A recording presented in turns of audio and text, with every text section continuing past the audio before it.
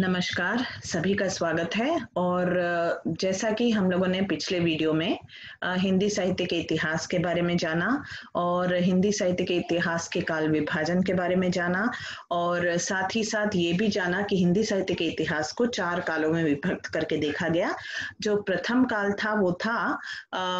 आदिकाल और दूसरा काल था भक्तिकाल, तीसरा था श्रृंगार काल या रीतिकाल और चौथा था आधुनिक काल। तो इन सारी चीजों की चर्चाएं हम लोगों ने पिछले वीडियो में की हैं, पिछले 2 वीडियो में हमने ये चर्चाएं की हैं। तो आज का हमारा जो विषय है, चर्चा का विषय है, वो है आदिकालीन काव्य की विशेषताएं।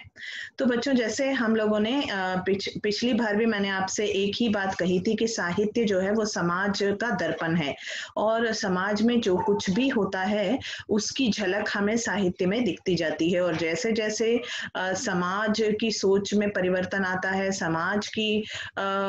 समाज के जो दृष्टिकोण में परिवर्तित होती हैं, समाज का दृष्टिकोण जैसे जैसे परिवर्तित होता है वो सारी चीजें हमें साहित्य में परिलक्षित होती दिखाई देती हैं। तो जो परिस्थितियां होती हैं, एक काल की जो परिस्थितियां होती हैं, युगीन साहित्य की परिस्थितियां भी वही होती हैं। तो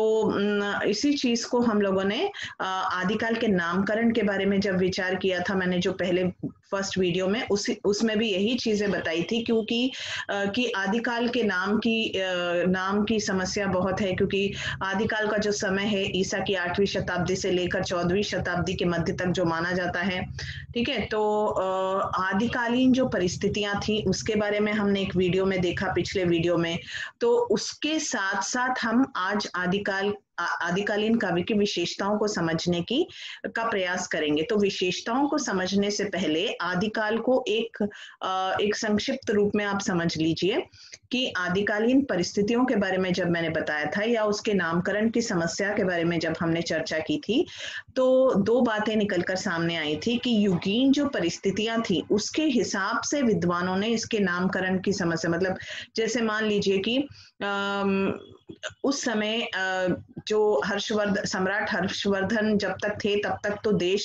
जो है एकता के सूत्र में बंधा हुआ था और उन्हीं का राज जो है सारे राज्य मतलब समस्त उत्तर भारत पर जो है उन्होंने राज किया। लेकिन उनकी मृत्यु के पश्चात तो सन 647 के आसपास जब उनकी मृत्यु हुई, उसके बाद हम देखते हैं कि पूरा जो उत्तर भारत है वो छोटे छोटे राज्यों में बट गया और जो ये राजपूत राजा थे, जैसे दिल्ली के तोमर हुए या फिर अजमेर के चौहान राजा हुए या गहरवार हुए, ये सारे जो घराने हुए, ये सारे जितने भी राजा थे बहुत ही शूरवीर थे, इसमें तो कोई दो राय नहीं है। लेकिन एक ही बात जो उनके बीच में जो आपसी वैमनस्य है या कह लीजिए कि जो एकता की कमी उनके बीच में जो थी, इसी कारण देश में जो है देश की जो राष्ट्रीय एकता या राष्ट्रीय हित जो है वो तिरोहित हो गया और उसके बारे में किसी ने नहीं सोचा। और जब बच्चों घर में जब फूट पड़ती है या इन सारे राजाओं के बीच में जब हमेशा युद्ध का वातावरण हुआ करता था और राजनीतिक रूप से हम कह सकते हैं एक उथल पुथल का काल था, तो कहीं ना कहीं यवन आक्रमण, बाहर से जो आक्रमणकारी आ रहे थे उन्होंने आक्रमण शुरू कर दिए थे। और हमने देखा कि महमूद गजनी और मोहम्मद गोरी का जो उस समय कई आक्रमण उन लोगों ने किए। तो ये जो बच्चों ये सारा जो है उसको हम समझने का प्रयास करेंगे, आदिकालीन काव्य की विशेषताओं को समझने का प्रयास करेंगे। तो हमने देखा कि परिस्थितियां बहुत कोई अनुकूल नहीं थी और जो है इन सभी राजाओं के बीच में एकता नहीं थी और क्योंकि युद्ध का वातावरण था और विदेशी आक्रमण हो रहे थे, तो विदेशी आक्रमणों के होने के कारण, तो अब देखिए जब छोटे छोटे राजा थे तो इन सारे छोटे छोटे राजाओं के पास जो भी कवि हुआ करते थे वो केवल और केवल राजाओं को खुश करने के लिए, राज्याश्रय में रहने वाले जो चारण और भाट कवि हुआ करते थे, वो अपने राजाओं के शौर्य का या उनकी वीरता का या उनके द्वारा लड़े गए युद्धों का या उनके द्वारा उनके जो विवाह होते थे या फिर उनके प्रेम प्रसंग होते थे, उन सभी का बढ़ चढ़कर जो है वर्णन किया करते थे। ये सारी चीजें वहां पर हमें मिलती हैं कि चारण और भाट कवियों ने उन्होंने जो डिंगल और पिंगल भाषाओं को अपनाते हुए उन्होंने जो दरबारी काव्य रचना उन्होंने जो की, उसमें ज्यादातर हम देखते हैं कि उसमें जो है बढ़ा चढ़ाकर अतिशयोक्तिपूर्ण वर्णन उन्होंने किया। तो यही चीज बच्चों हम इसमें जब हम जाते हैं, क्या बोलते इसकी विशेषताओं को, आदिकालीन विशेषताओं को जो हम देखते हैं, तो सबसे पहली विशेषता वही आती है कि क्योंकि राजाओं में एकता नहीं थी, युद्धों का वातावरण था और युद्ध लड़ने में ही, मतलब एक दूसरे से लड़ने में ही उनकी रुचि थी और अपना शौर्य दिखाने, शौर्य प्रदर्शन करने में राजा विश्वास करते थे। तो इन सभी राजाओं के आश्रय में रहने वाले जो चारण और भाट कवि हुआ करते थे, वो क्या करते थे कि अपने आश्रयदाता राजाओं की अतिशयोक्तिपूर्ण प्रशंसा में लगे रहते थे हमेशा, क्योंकि राष्ट्रीय भावना की किसी को चिंता नहीं थी, लेकिन अपने आश्रयदाता राजाओं के क्योंकि उस समय का समाज, जब हमने सामाजिक सामाजिक स्थितियों की चर्चा की थी बच्चों, तो ये बात कही थी कि उस समय बहुविवाह का चलन था। बहुविवाह मतलब जैसे एक राजा हुआ करते थे, उनके कई विवाह हुआ करते थे। तो उसी तरह से उनके युद्धों का वर्णन, तो ये जो चारण और भाट कवि हुआ करते थे, वो अपने राजाओं की वीरता का बढ़ा चढ़ाकर वर्णन करते थे, उनके प्रेम प्रसंगों का बहुत ही ज्यादा जो है अतिशयोक्तिपूर्ण वर्णन करते थे। और ये सारी चीजें वहां पर थी क्योंकि उनको जो है अपने राजाओं से जो है इनाम मिलता था, अपने राजाओं से उनकी जो रोजी रोटी चलती थी वो राजाओं की प्रशंसा से चलती थी, इसीलिए इस तरह का काव्य जो है वहां पर लिखा गया। तो ये सबसे पहली विशेषता है कि आश्रयदाता राजाओं की अतिशयोक्तिपूर्ण प्रशंसा में ही उनका समय गया और इन कवियों द्वारा अपने आश्रयदाताओं की वीरता का गान तो गाया गया, लेकिन राष्ट्रीय भावना कहीं ना कहीं जो है उसमें उसका अभाव रहा हमेशा। और जो दूसरी विशेषता है वो है युद्धों के सुंदर और सजीव वर्णन। तो देखिए ये जो विशेषता है बच्चों की युद्धों का सुंदर और सजीव वर्णन, सुंदर वर्णन करना तो ठीक है, कल्पना के आधार पर हो सकता है, लेकिन जैसा हम यहाँ बात कर रहे हैं युद्धों का सजीव वर्णन, सजीव वर्णन इसलिए बच्चों की ये जो चारण कवि हुआ करते थे, चारण कवि आश्रयदाताओं के साथ वो युद्ध भूमि में भी जाया करते थे, मतलब वो अपने राजाओं के साथ युद्ध भूमि में भी एक अहम भूमिका, एक महत्वपूर्ण भूमिका निभाते थे। और वो केवल और केवल कलम के नहीं बल्कि तलवार के भी धनी हुआ करते थे। तो इसी कारण क्योंकि वो न केवल कलम के बल्कि तलवार के भी धनी थे और जाकर वहां पर युद्ध भूमि में सजीव रूप से सेना का जो मतलब सेना का जो संगठन है, सेना कितनी बड़ी है, सेना की जो रूपरेखा है कि सैन्य दल कितना है और युद्ध क्षेत्र का जो है जीता जागता और मनोहारी वर्णन, ऐसा वर्णन वो प्रस्तुत करते थे। ऐसा लगता था कि जैसे हम सभी अगर उन्हें पढ़े तो हमें लगेगा कि जैसे बहुत ही हमारी आंखों के सामने वो सब चीजें घटित हो रही हों। तो ये जो विशेषता थी, क्योंकि वो खुद भी कलम के साथ साथ तलवार उठाने के भी मतलब उसमें भी वो शिक्षित हुआ करते थे, प्रशिक्षित हुआ करते थे। तो ये एक और उनकी विशेषता रही बच्चों की, वो युद्धों का सुंदर और सजीव वर्णन भी किया करते थे। अब देखिए आगे चलते हैं कि उनकी जो और विशेषताएं हैं वो हम देख लेते हैं। जो इस आदिकालीन काव्य की विशेषताओं में हमने पहले जो अतिशयोक्ति पूर्ण प्रशंसा के बारे में देखा, फिर युद्धों का सजीव वर्णन इसके बारे में देखा, और तीसरी जो विशेषता है वो है वीर रस और श्रृंगार रस का समन्वय। तो देखिए फिर से हम परिस्थितियों की ओर जाते हैं कि परिस्थितियों में हमने देखा कि ये सारे जितने भी राजा थे कहीं ना कहीं उनके बीच हमेशा जो है एक दूसरे पर चढ़ाई करते रहते थे, एक दूसरे से लड़ते रहते थे, एक दूसरे के प्रति उनके मन में जो है वैमनस्य की भावना थी। तो क्योंकि युद्धपूर्ण वातावरण था और इन सभी को युद्धों मतलब युद्धों में ही उनकी रुचि थी और अपने आप को शूरवीर बताने के लिए वो कई आक्रमण कई बार जो है युद्धों में वो लोग भाग लेते थे। तो ये जो चारण कवि हुआ करते थे, ये क्या करते थे, अपने राजाओं की जो अतिशयोक्तिपूर्ण जो प्रशंसा करते थे, उसमें वीर रस प्रधान रचनाएं ही लिखी जाती थी, क्योंकि वीरों की गाथा जब लिखी जाती है तो वीर रस ही आता है उसमें। तो वीर रस वहां पर था, और साथ ही साथ श्रृंगार वर्णन क्यों था, क्योंकि जो एकरसता आ जाती है हमेशा युद्धों के वातावरण को प्रस्तुत करने में, जो एकरसता आ जाती है, उससे उससे मन को विश्राम देने के लिए, या फिर जो वीरतापूर्ण युद्ध का वर्णन है उसमें से थोड़ा सा जो है शांति पाने के लिए, थोड़ा सा उसे रुचिकर बनाने के लिए, और थोड़ा सा मनोरंजक बनाने के लिए वो क्या करते थे, वीरों के जो विलास प्रदर्शन है, उनके जो प्रेम प्रसंग है, और इन सारी चीजों का पुट उसमें डाल देते थे। और इसी कारण हम देखते हैं कि वीर रस और श्रृंगार रस का समन्वय उनकी सारी रचनाओं में दिखाई देता है। इस काल की जितनी रचनाएं हैं, ज्यादातर वो वीर रस की रचनाएं हैं। उसके साथ साथ श्रृंगार रस का भी समन्वय उसमें आया है, क्योंकि इन कवियों ने राजाओं के प्रेम प्रसंगों का, उनके विलास प्रदर्शन का, इन सभी चीजों का भी वर्णन वहां पर हुआ है। उनके साथ साथ जो उस समय की जो परिस्थितियां थी, बच्चों, हमने ये भी जब सामाजिक परिस्थिति देखी थी और राजनीतिक परिस्थिति समझने का प्रयास किया था, तो हमने देखा था क्योंकि उस समय विदेशी आक्रमण ज्यादा हो रहे थे, तो जो क्षत्राणियां थी उन्हें भी शस्त्र अस्त्र चलाना आता था, और वो वीरांगनाएं जो थी उनके रण कौशल का, उनकी ओजस्विता का और उनके अनुपम रूप सौंदर्य का कलापूर्ण वर्णन यहाँ पर आदिकालीन साहित्य में मिलता है। और वीरांगनाओं, और एक बात मैंने जो वहां कही थी कि उस समय क्योंकि विदेशी आक्रमणकारी बहुत सारे जो है वो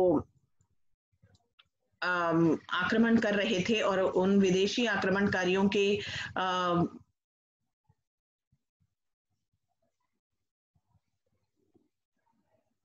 उन सभी विदेशी आक्रमणकारियों के कारण क्या हुआ कि जो स्त्रियां होती थी, उनको, जो वीरांगनाएं होती थी, उन्हें कभी कभी युद्ध के वातावरण में जब उनके पतियों को वीरगति प्राप्त होती थी, या तो बच्चों इस तरह से हम देख सकते हैं कि यहाँ पर वीर रस और श्रृंगार रस का समन्वय इसीलिए हुआ है क्योंकि वीरांगनाओं के जौहर का, उनके उनके द्वारा किए गए त्याग का भी यहाँ पर वर्णन किया है, उनके रूप सौंदर्य का वर्णन तो कलापूर्ण ढंग से इन सभी कवियों ने किया है। और जो चौथी जो विशेषता रही वो थी ऐतिहासिकता की अपेक्षा कल्पना का प्राचुर्य। तो देखिए कहीं ना कहीं इन कवियों ने जो इतिहास की जो चीजें हैं उनको तो लिया ही लिया, लेकिन इतिहास का कहीं ना कहीं जो इतिहास है वो कम है, लेकिन उसमें कल्पना का प्राचुर्य अधिक है, कल्पना की प्रधानता अधिक है, क्योंकि ये जो कवि हुआ करते थे, चारण हुए और भाट हुए, इन कवियों का मुख्य उद्देश्य अपने आश्रयदाता राजाओं को प्रसन्न करना, उनकी प्रशंसा करना, उनका मनोरंजन करना था, ना कि किसी ऐतिहासिक पृष्ठभूमि का वर्णन करना। ऐसा कुछ नहीं था कि, लेकिन इतिहास से उदाहरण लेते हुए उन्होंने क्या किया, ऐतिहासिकता की अपेक्षा कल्पना का प्राचुर्य, क्योंकि देखिए उनके युद्धों का वर्णन जब वो करते थे, तो अगर केवल युद्धों का वर्णन करेंगे तो राजाओं की जो अतिशयोक्तिपूर्ण वर्णन, उन्हें जो उनकी वीरता का अतिशयोक्तिपूर्ण वर्णन करना है, वो कहीं ना कहीं उसमें जो है एक रास्ता आ जाएगी। तो इसलिए उसमें भी कल्पना का जो है सहारा लिया, या फिर उनके प्रेम प्रसंगों को बढ़ा चढ़ाकर जब बात करनी है तो ऐसी ऐतिहासिकता तो थी ही, उसमें ऐतिहासिकता के साथ साथ कल्पना की प्रधानता वहां पर हमें दिखाई देती है। तो ये था बच्चों, हमने अभी तक 4 विशेषताएं देखी, और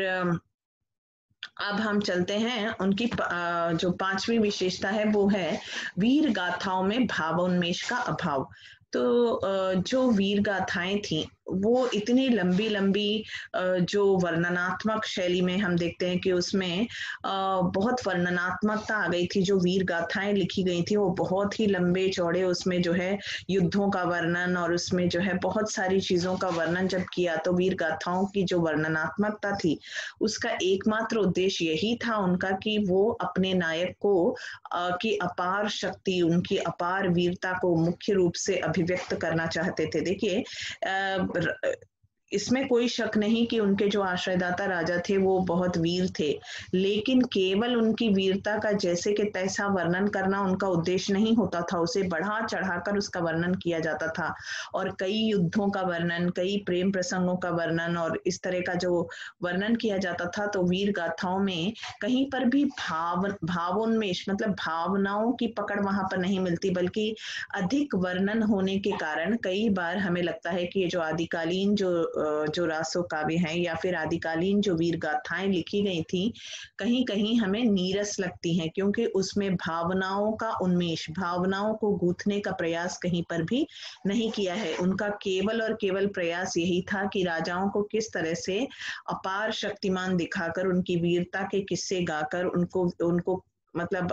उनकी वीरता को किस तरह से जो है बढ़ा चढ़ाकर प्रस्तुत किया जाए, यही उनका उद्देश्य था। ठीक है, और अब हम बात कर लेते हैं भाषा एवं शैलीगत विशेषताएं। तो वीर गाथाएं जो थी वो दो रूपों में हमें मिलती हैं, एक है प्रबंध काव्य या चरित काव्य के रूपों में मिलती है और दूसरा है मुक्तक वीर गीतों के रूप में प्राप्त होती हैं। तो चरित काव्यों में ज्यादातर जो रासो काव्य लिखे गए, ठीक है, उसमें जैसे बीसल देव रासो हो गया या फिर परमाल रासो हो गया और पृथ्वीराज रासो जो कि हिंदी का एक जो है महाकाव्य भी माना गया। तो इस तरह से पृथ्वीराज रासो जो है वो एक महान वीर गाथात्मक चरित काव्य माना गया। वहीं पर बीसल देव रासो में जो है वो मुक्तक वीर गीतों का स्वरूप भी प्रस्तुत किया गया है। ठीक है, तो अधिकतर जो रासो काव्य हैं उनकी भाषा, अधिकतर रासो काव्यों की भाषा जो है डिंगल रही, जहां पर ये डिंगल में जो है राजस्थानी भाषा का बहुत जो है अधिक प्रभाव हुआ करता था। तो वीरता के गुण और वीरत्व को व्यक्त करने में ये जो भाषा रही, वो डिंगल भाषा जो थी वो बहुत उपयुक्त रही। ठीक है, तो बच्चों आज हमने कई विशेषताएं देखी, जिसमें कि हमने देखा कि, और ये देखिए एक चित्र मैंने आपको पृथ्वीराज रासो जो रासो काव्यों में जो सर्वश्रेष्ठ चंद बरदाई द्वारा रचित जो पृथ्वीराज रासो है, उसमें पृथ्वीराज चौहान जो है राजा, उनके प्रेम प्रसंगों का, उनके और ये एक बहुत ही बड़ा ग्रंथ है। ठीक है, 2500 पृष्ठों का एक ग्रंथ है और तो इसके बारे में हम आगे पढ़ेंगे। मैंने सिर्फ एक चित्र आपको दिया है। जब हम रासो काव्यों की चर्चा करेंगे तब हम पृथ्वीराज रासो चंद बरदाई की चर्चा करेंगे और कई रासो ग्रंथ जो हैं उन अलग अलग जो रासो ग्रंथ हैं जैसे बीसल देव रासो हो गया या फिर परमाल रासो हो गया, इन सब के बारे में भी हम उसमें चर्चा करेंगे। तो आज हमने आदिकालीन काव्य की विशेषताओं की चर्चा की बच्चों। तो एक बार फिर हम उन चर्चाओं को ऊपर ऊपर से देख लेते हैं। अभी तक मैंने जो समझाया कि क्योंकि ये काव्य आदिकालीन काव्य जो राजपूत राजा हुआ करते थे उनके दरबारों में रहने वाले जो चारण कवि लिखते थे, और क्योंकि वो राजाओं को प्रसन्न करना चाहते थे, अपने राजाओं से जो है वो शाबाशी पाना चाहते थे और उनकी प्रशंसा इस तरह से करते थे जैसे बहुत बढ़ा चढ़ाकर उनकी जो है अतिशयोक्तिपूर्ण चाहे वो उनकी वीरता हो, चाहे उनके प्रेम प्रसंग हो, उनका सभी का जो है वर्णन बहुत अतिशयोक्तिपूर्ण हुआ करता था। और युद्धों का जो सुंदर सजीव चित्रण, ये जो दूसरी विशेषता रही, इसमें मैंने कहा कि ये जो कवि हुआ करते थे ये केवल और केवल कलम के नहीं, मतलब एक अच्छे कवि ही नहीं थे बल्कि एक अच्छे योद्धा भी हुआ करते थे और राजा का जो है युद्ध भूमि में भी अपने राजाओं के साथ, अपने आश्रयदाताओं का साथ निभाना ये कभी नहीं भूलते थे। और जब ये युद्ध क्षेत्र में जाते थे तो वहां की जो मतलब दुश्मनों की सेना कैसी थी, इनकी सेना कैसी थी, और युद्ध का वातावरण, युद्ध जिस क्षेत्र में हुआ था वो क्षेत्र कैसा था, कितने सैनिक मारे गए, इन सारी चीजों का जो है वो बिल्कुल सजीव, जीता जागता, मनोहारी वर्णन यहाँ पर प्रस्तुत किया जाता था। फिर उसके बाद हमने कहा ये जितने भी आदिकालीन काव्य हैं उसमें वीर रस और श्रृंगार रस प्रधान हुआ करते थे। उसमें भी देखिए वीर रस के साथ साथ श्रृंगार रस क्यों आता था, क्योंकि मैं बता दूं क्योंकि युद्ध जो है, कई बार युद्धों का कारण स्त्रियां भी होती थी और प्रेम प्रसंग भी हुआ करते थे। तो कहीं ना कहीं श्रृंगार रस, क्योंकि प्रेम प्रसंग हुआ करते थे तो श्रृंगार प्रेम की भावना वहां पर व्याप्त होती थी, इसलिए श्रृंगार रस का वर्णन आता है। और वीर रस तो प्रधान है ही। तो इन दोनों का समागम, इन दोनों का समन्वय यहाँ पर मिलता है। साथ ही साथ मैंने बताया क्योंकि उस समय जो बाहरी आक्रमण बढ़ चुके थे, बाहरी लोग आकर जो है आक्रमण करते थे, तो कहीं ना कहीं उन सारी चीजों का जो बाहरी आक्रमण हुआ करते थे, तो स्त्रियां जो थी, जो सुंदर स्त्रियां थी, उनको भी मतलब इन लोगों से जो बाहरी जो विदेशी आक्रमणकारी आते थे उनसे जो उनसे उन्हें जो है उनके सौंदर्य की चर्चा वो सुनते थे और उन्हें जो है उनका अपहरण करने के लिए भी कभी कभी जो है कई ऐसे किस्से भी हुए थे। तो इसीलिए पर्दा प्रथा आई और उसके बाद हम देखते हैं कि जो वीरांगनाएं, उनको भी रण कौशल सिखाया जाता था, उनको भी युद्ध कौशल सिखाया जाता था और वो भी युद्ध में मतलब भाग लेने के लिए मतलब सक्षम हो, इस तरह की ट्रेनिंग उनको दी जाती थी, प्रशिक्षण उनको दिया जाता था। और उनके रूप सौंदर्य का वर्णन भी इन्होंने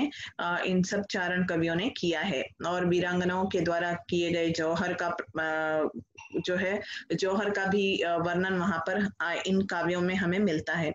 और ऐतिहासिकता की अपेक्षा मैंने कहा क्योंकि वहां पर उनका उद्देश्य जो था केवल और केवल राजाओं का मनोरंजन या राजाओं की प्रशंसा करना था। इसीलिए उन लोगों ने जितने भी किस्से कहानियां हैं उसमें कल्पना को ज्यादा प्रधानता दी, इसीलिए ऐतिहासिकता कहीं तिरोहित सी जान पड़ती है, उसका अभाव जान पड़ता है। और वैसे ही वीर गाथात्मक जो रचनाएं हैं उसमें भावनाओं का या भावोन्मेष का अभाव इसलिए दिखाई पड़ता है क्योंकि